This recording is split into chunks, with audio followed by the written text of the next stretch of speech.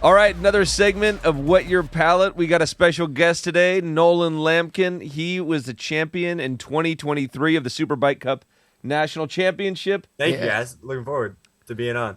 Yeah, we got to talk about a bunch of stuff. So his first bike was a motorcycle at 2.5 years old. So this origin story is awesome. From the age of 2, said, screw the bike pedals. I want a motor.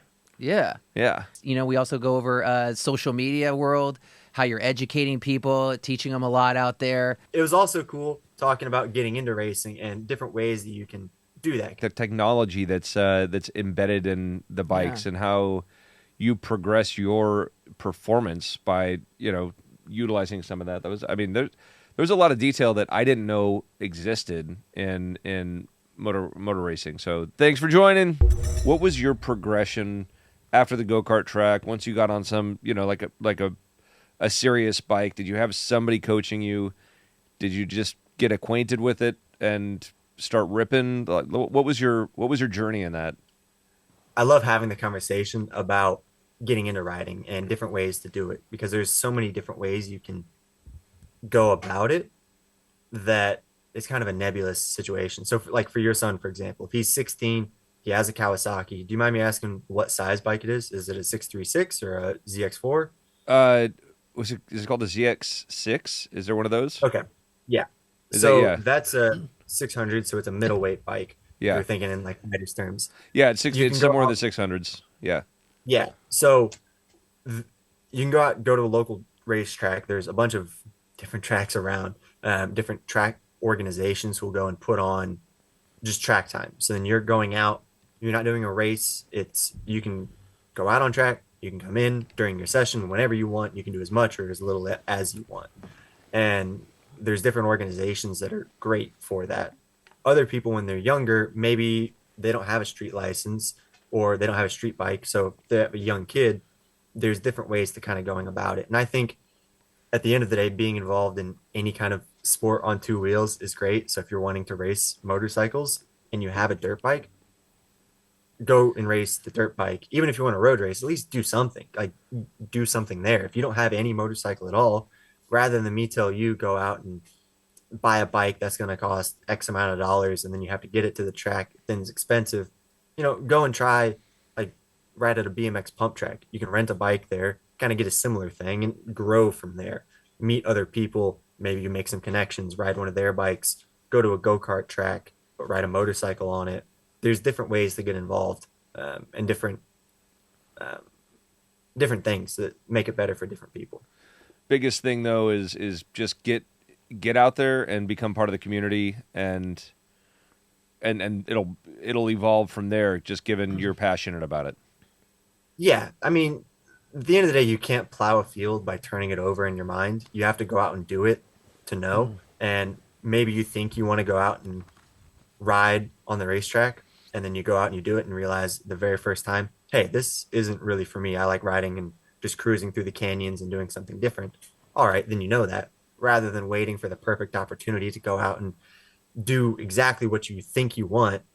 But I've coached different people and done and seen a lot of different things. I've been riding motorcycles for a long time. I've been racing motorcycles for a long time.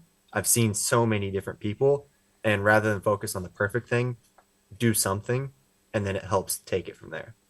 Yeah, I think that's something everybody should take away from listening to this, because I've seen the hindrance to personal progress.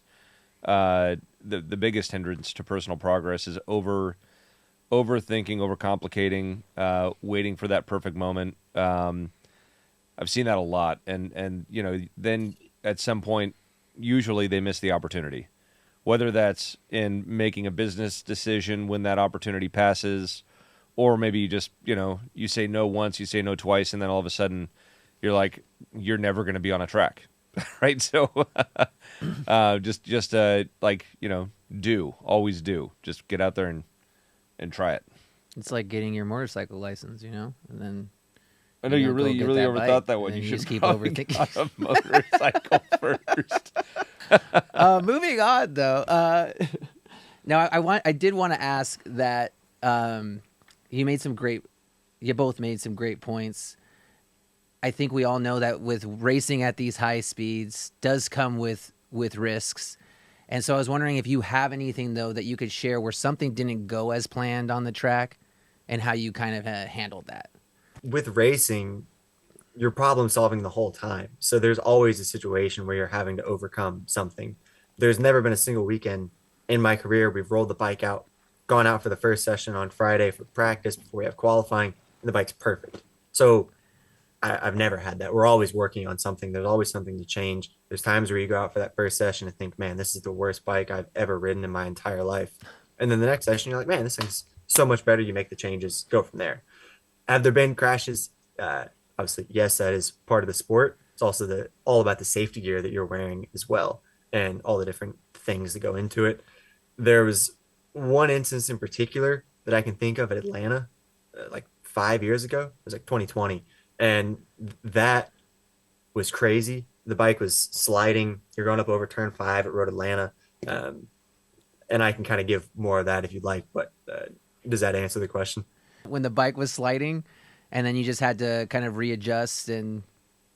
At Road Atlanta, there's turn 5, and you're going back up this hill. And as you're going up the hill, you can't see what's on the other side. So that's where you don't know. You're kind of riding off your reference points. You're riding off what you've done and your gut. So as you're going up this hill, you can't see it. My bike started sliding just a little bit, not a ton. Not the crazy videos that you've seen on Instagram or TikTok where the thing stepped out sideways. Yeah. It was like 5%, 3%, nothing big. And as it's sliding, I'm going up this hill, and I didn't even really realize it, that the bike was sliding, but it hit the curb on the outside of the track. And that curb was so banked that when it hit it, it shot the bike, the rear back, it flipped, and then I'm like flying through the air because it's not a good situation. And as I'm flying through the air, I'm like, thinking about things. You always hear the story about the mom in a car crash and all of a sudden she thinks about all this different stuff or different situations like that. I'm flying through the air, looking at the asphalt, thinking, man, this is going to hurt. This isn't going to be fun. And then I still had time after that to think about other things before I ever hit the ground. So that's a moment in particular that always stands out to me. Human brain's amazing, isn't it? Yeah. It's like...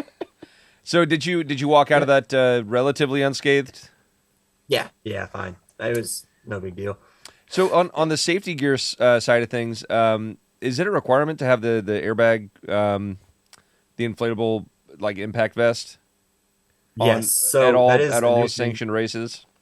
Yeah, that's a huge thing. It's having an airbag in the suit. A lot of people don't know that, and people on the street, you tell them, yeah, I've got a airbag in my suit, and their eyes kind of get big and they're thinking, what are you talking about? But yeah, we have an airbag inside the suit, so when you crash or if something happens, it's not your skin and you're not hitting the ground with no protection. That helps inflate and kind of protects your collarbones, your shoulders, other stuff. So the series that I race in, it's been recommended for years to have an airbag. I think the first one I started wearing was 2017, and then now this year it's like a requirement where if you're doing it, you've got to have an airbag, because it helps so much with that safety and protection.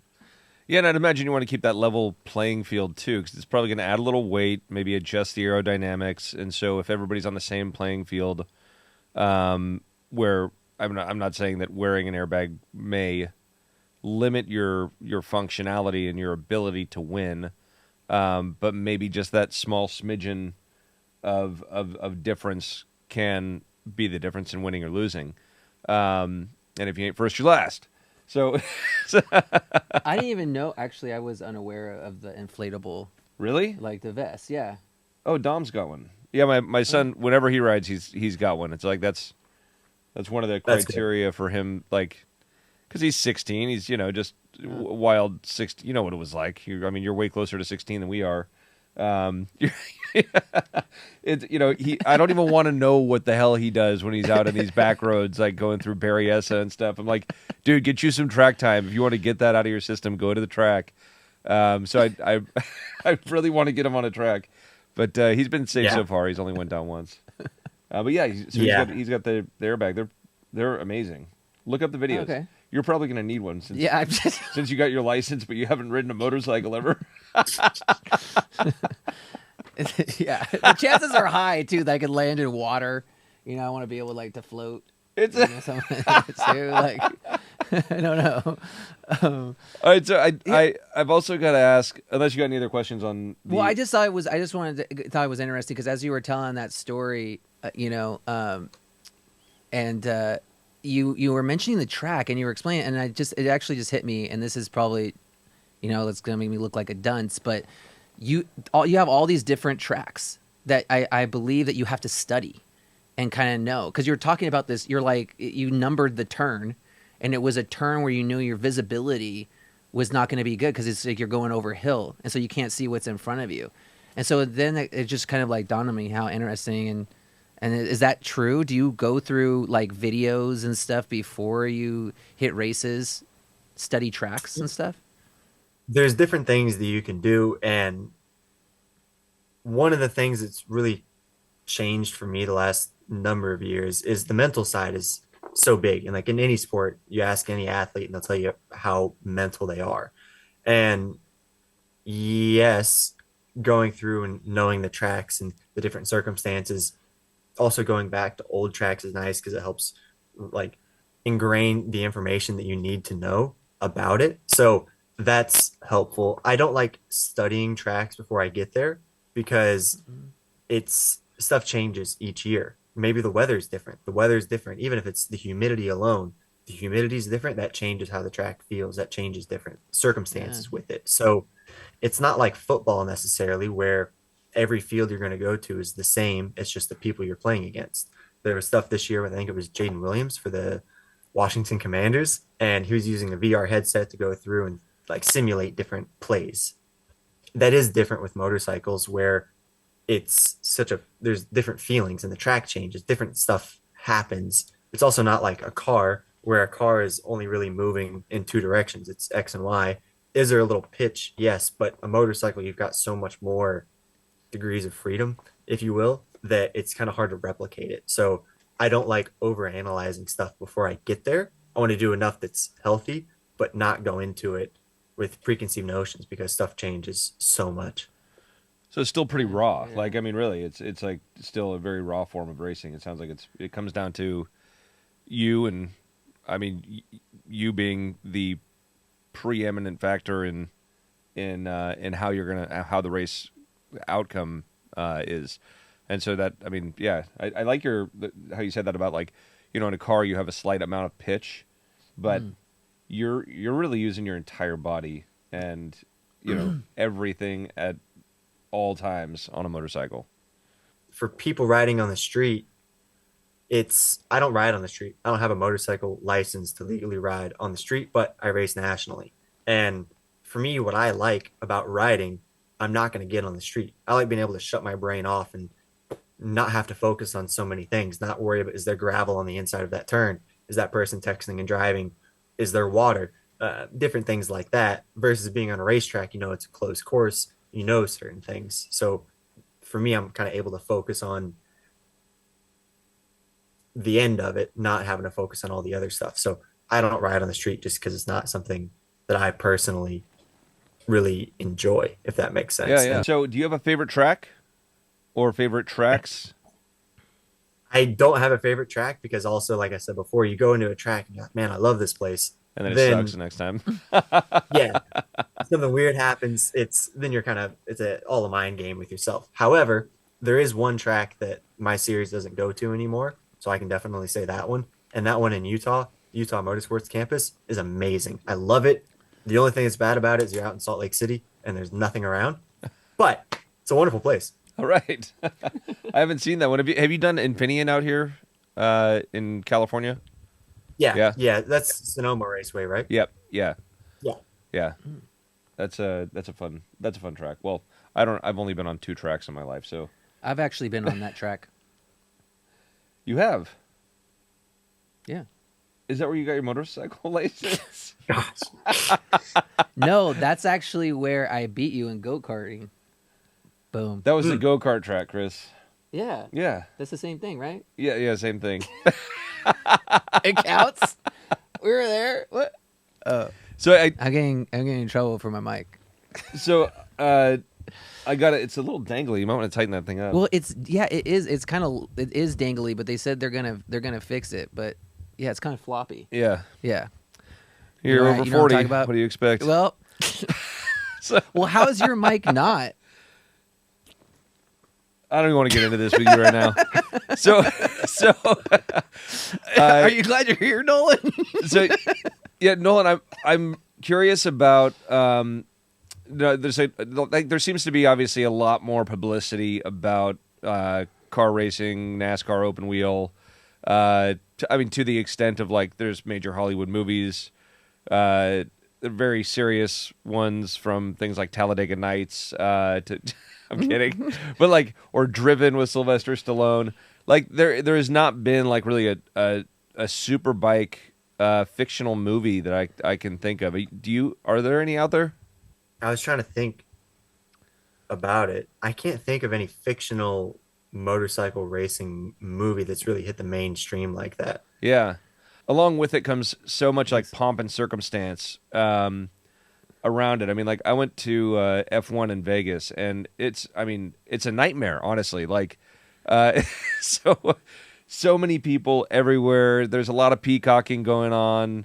They've even got what do they call them? The pit girls or whatever. So like the scantily clad girls like walking around in the pits and stuff. Like, is that? Do you guys have that at at Superbike races? I'm serious. I'm kind of curious. Like, well, they in the car racing world they overplay like they overplay that. Like, They really do. Yeah, really they heavily, do. right? And Yeah. it's all part of the publicity of it. Yeah. Because there's no reason for a girl to be wearing skin tight checkered flag uniform So on the track, right? Your question is do they have girls? Yeah. Do you guys have your own You version chicks? of fangirls? Fangirls. Do you have fangirls? Before you say Okay. anything, are you in a relationship with anybody? I don't want to get you in trouble. Yes, I am in a relationship. And she's been to the races. We don't really have that as much. There's certain stuff where like, I don't know. It's not as big of a thing in motorcycle road racing. I think there still is aspects of it, but that's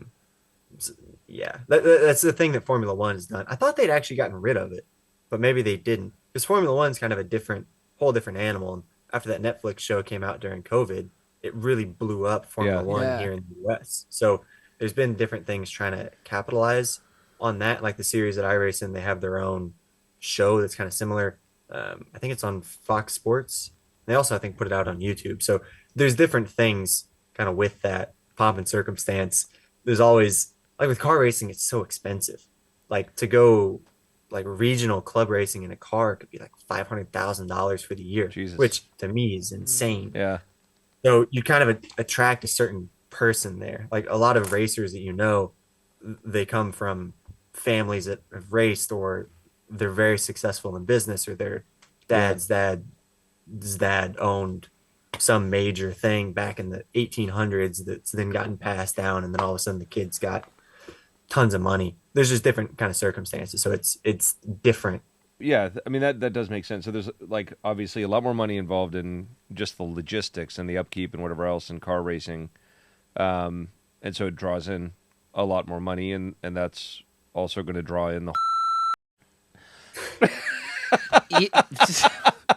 You see where I'm going. You see where I'm going with it. So yeah, there you go. Sometimes I don't. Yeah, I got sometimes my I answer. still don't see where you're going.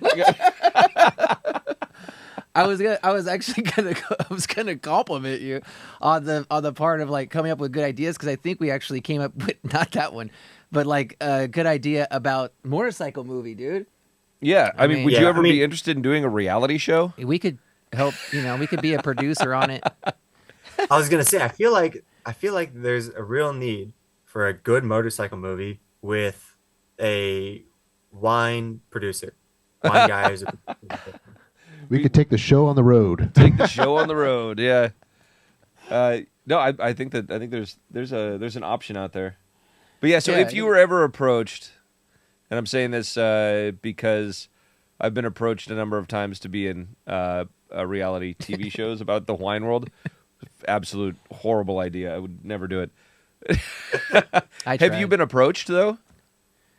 No, not really. The series, I believe it's the third most watched like racing series here in the US. I think it's only after NASCAR and the NHRA is what my series is. And they have their own show that they put out, but it's not a reality show like that. It's Yeah. just kind of picking different highlights and story points and showcasing different things, not like certain shows that I can think of where they're manipulating the end result.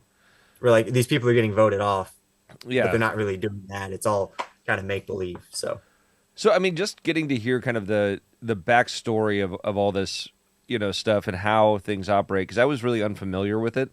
I think a big part of it because there's not a lot of publicity about the back end of motorcycle racing. But from what it sounds like is that it's like from a major racing standpoint, one of the last bastions of like pure genuine characters and people behind the racing. yeah, there's different stuff, and the financial crisis in 2008 really changed the industry quite a bit. But it's been coming back. The series MotoAmerica is a series that I run. It's what I race in. It MotoAmerica is its own company because the licensing is the AMA. So back in before 2008, it was just called AMA Pro Road Racing, American Motorcyclist Association. They sold that in 2008, and then there was a period for a number of years where it was kind of in a murky situation. Now with MotoAmerica taking it over, it's really been growing and growing and growing, and the numbers and the stats that they have are crazy. I think they hit like 1 billion impressions on something recently with some different stuff. Like I said, they're like the number 3 motorsport here in the US. So it's cool. It just doesn't necessarily have like the legacy, so to speak, of an IndyCar or a NASCAR where it's been around the exact same for decades and decades and decades and decades. So it's a little different.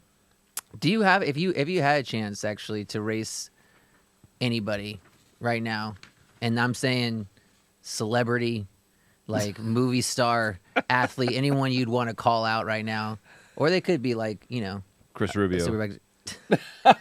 When I get my bike. You guys are gonna go race each other on scouts. Bring that thing to the track. Dude, I would not. That would not be a fun race, dude. It would be like 2 minutes, and then like you're taking me to the ER. I don't know. Is that fun for you? Do you have one? Yeah, there's 2 in particular that kind of Okay. come to mind. One would be Michael Jordan. Racing him would be crazy. Oh. He had his own motorcycle road race team back in the day, and Really? one of the Oh. coaches that I worked with raced Wow. with on his team. So I think that would be amazing. I know Michael Jordan's been into bikes. He rode a MotoGP bike a number of years ago. Seeing that guy get on one of those bikes with how tall he is Yeah, was crazy. It was amazing. dude. I bet. The other one would be Pat McAfee. Was the punter for the Indianapolis Colts. Now he has his own show on ESPN. And being from Indianapolis, I've always kind of been attached to it. And he has also ridden motorcycles. I don't know if he's been on one on the track, but I would love to race Pat McAfee. Do some kind of competition, like instead of a punt, pass, and kick, do like a punt, pass, and race. I don't know, something like that. I think. Dude, we have our reality show right here, dude. Racing with Nolan, dude, and like every episode, Yeah. someone rises to the occasion. That's funny. It's like I don't Cars and know. Coffee, We're but it's- it's spaghetti on the wall right now. I don't know. If it's sticking. We'll see what sticks. Yeah, How about rituals? yeah. Because I think especially maybe in the younger generation, there doesn't seem to be a lot of rituals except for like girls saging their house after they have sex with the wrong guy. Like just stupid things like that. They're doing that. Don't ask me. Jade eggs and crystals. But so, do you have any pre-race rituals? What a lead to a question. Dude, I gotta have the fun lead-ins. Okay. Thank you. Yeah. Thank you. Nolan? Do I have rituals? I don't think they're rituals. I think they're healthy habits. And I've heard other racers talk about this, where to be any racer, you generally have some level of OCD. And because there's so much stuff that you can't control, if you can control certain things leading up to it, maybe that kind of helps give you a peace of mind. But I don't want it to overwhelm my life either. So there's a few things like I try and minimize stuff where you put an undersuit on underneath your actual race suit, so then you don't like stick to it when you're trying to pull your arm out of the sleeve. So with that, there was certain stuff where I used to kind of think about, if I put my suit on and that undersuit like rides up on my leg when I'm putting my leg through the actual race suit, this is gonna be a bad session. But it's like I don't want to be relying on that. Maybe some other stuff happens and you're putting it on, like it's just the leg coming up on your like the sleeve coming up on your leg. So there's some stuff that I do to try to minimize that. I actually like put it on purposefully wrong just to kind of combat that, so to speak. But are there other things? Do I try and put my right boot on first? Yeah. There was also some other kind of weird things that I do. I have you guys heard of the movie Finding Forrester with Sean Connery? Yeah. Yeah. So in that movie, he's talking about socks and wearing your socks inside out, because in some cultures it's good luck to wear something inside out. And also they're like poorly designed because they have the seam on the inside of the sock. And so that's where he says he wears his socks inside out. I will also wear my socks inside out. And I watched that movie in like 6th or 7th grade. And I've done it pretty much every day since then, unless the sock has a design on it. But yeah, that is something weird that I do in particular. I Give moved that a over try. to I moved over to seamless socks. Oh. Yeah. Wine business is good, huh? I'm living the life out here, Nolan.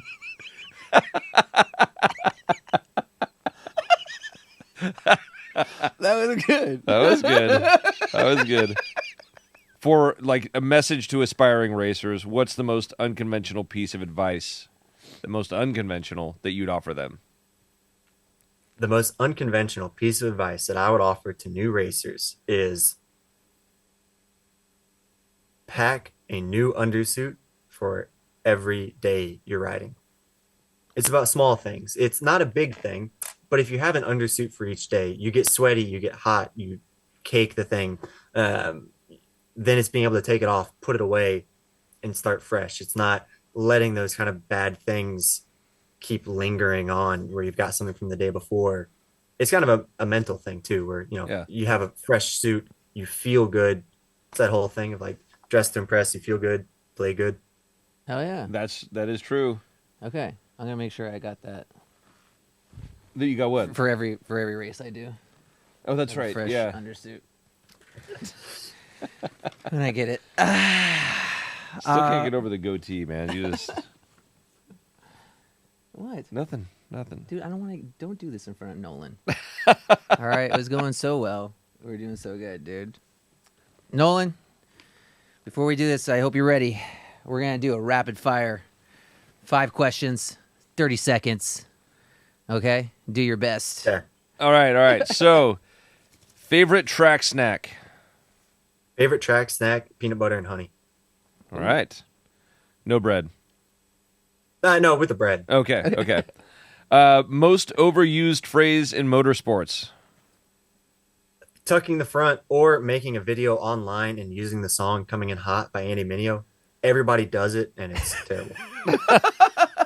I gotta look that up now. You don't know that song, dude? We'll play it for you. At the end. Okay. One piece of advice you'd give to your teenage self. It's okay. You've got it. You can't overthink it, and just to trust yourself. What's your ride of choice off the track? My ride of choice off the track. My gravel bicycle. Oh, good answer. Oh, my God. Art got you got excited. Art not Mikey. excited. All right, come on. Okay. Top song to listen to before a race or on the track. Coming in hot?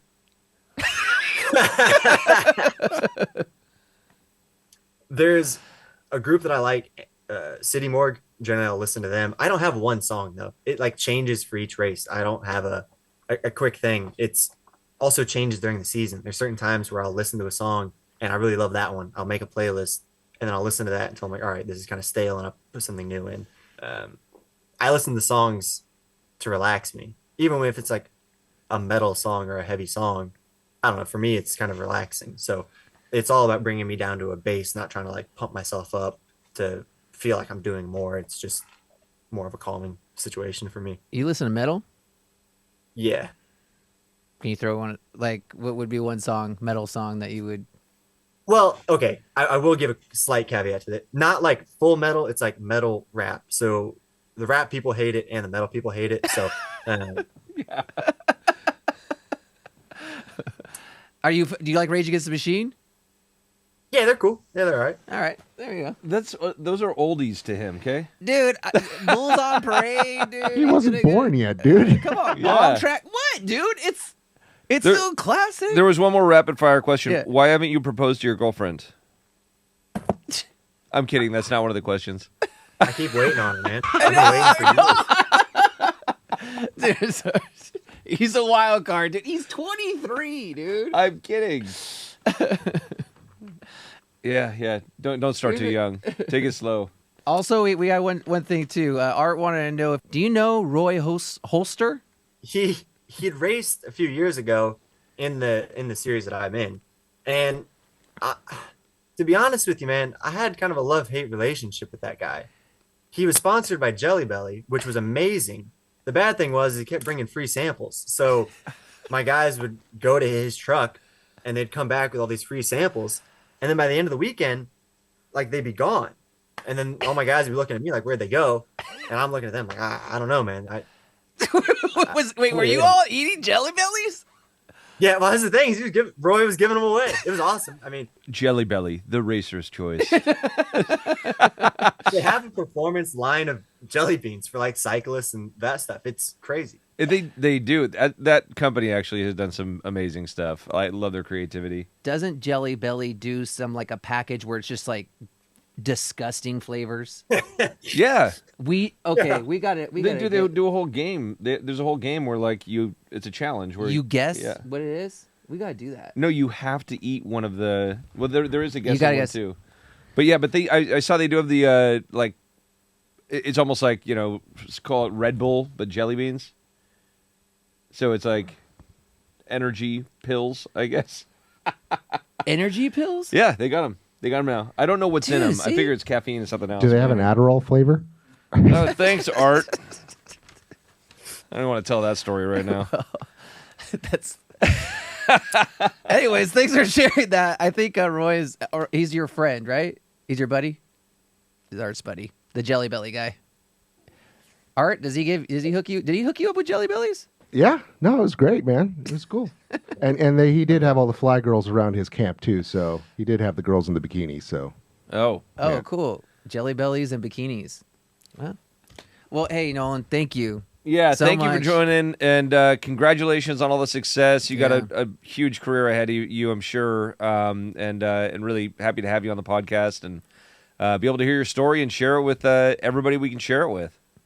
Yeah, thank you guys. I really appreciated being on. It was great talking with you guys. And it was also fun hearing the different things that you said. Can you say the word motorcycle again, both of you? Motorcycle? Motorcycle? It's interesting because I got a friend from up north, really, really good friend of mine. And Chris, every once in a while, you'll say the word motorcycle and you'll say it in a certain way with the O. And I just thought it was my friend having like a weird accent, but it's some NorCal thing. So Is it's it been like great for motor? me. Is it like motorcycle? Motorcycle? No, it's like Motorcycle. Motorcycle? It's like a weird thing with the O. weird. Motorcycle. I heard it. It's Motorcycle? It's more that you do like a hard U, like motorcycle. I was Yeah. going motorcycle? Yeah, you were. Not mooter, totally, but it's just a little bit. And like I said, I got this guy great friend of mine. And He's really it was cool. just a little- It Really cool guy, right? was great. So I'm just saying that you're great. Wait, what's the accent? Wait, does he have a specific accent, like from somewhere? No. I mean, it's like a normal, general, Just like, can't pronounce. But he's a NorCal guy. yeah, Oh, Yeah, okay. you know how you can tell if somebody's from NorCal? they'll tell you. They probably will. Yeah, no, but they use the word hella Yeah. all the time. Hella is Yeah. is the NorCal word. I don't know how that happened, but Well, we both, if you spend time, so we're both from NorCal, but we also spent a lot of time in SoCal. So I think we've gotten the shit because you got shit for saying hella, right? yeah, Yeah. I got hella shit.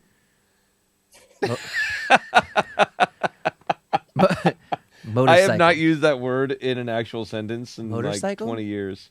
Motorcycle. Motorcycle. Dude, I'm going to be Motorcycle. in a mirror now Nolan, just saying motorcycle. Yeah. I think it might actually be the mustache, like ruining your ability to speak properly. Dude, I'm shaving, bro. I was trying to rock this goatee, but now I can't pronounce motorcycle. Anyways, I mean, just so you know, I mean, I'm not trying to, bring it down or anything, but I do have some problems pronouncing words because when I was born, my tongue was stuck to the bottom of my mouth.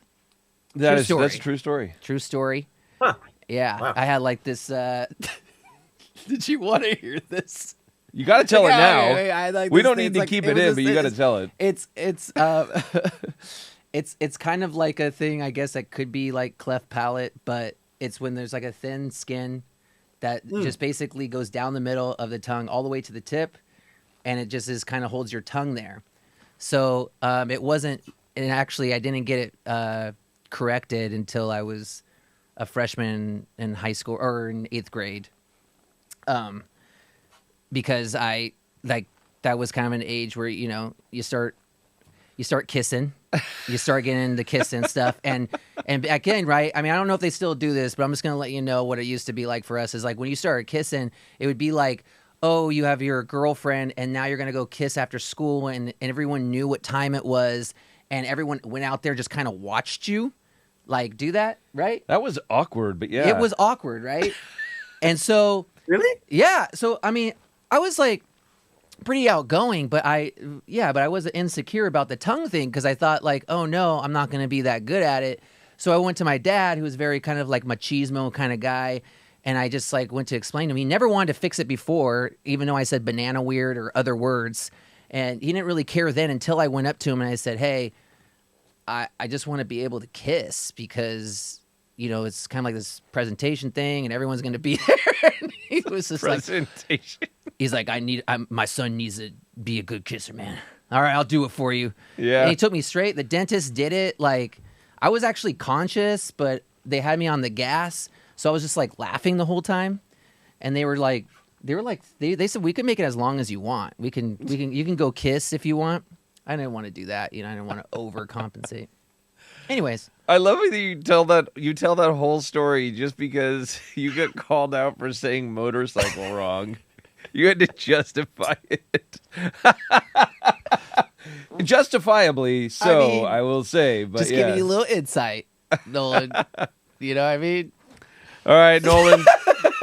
Hey, sorry you had to hear that. Thanks a lot for coming again, man. Really appreciate it. We hope to see you out here in Napa when you come out if you're racing or whatever. Maybe we'll get out to the track actually, but we'd also love to show you around the winery. It would be awesome. Yeah. Looking forward to it. Yeah, please come. All right. Thanks, Nolan. Peace.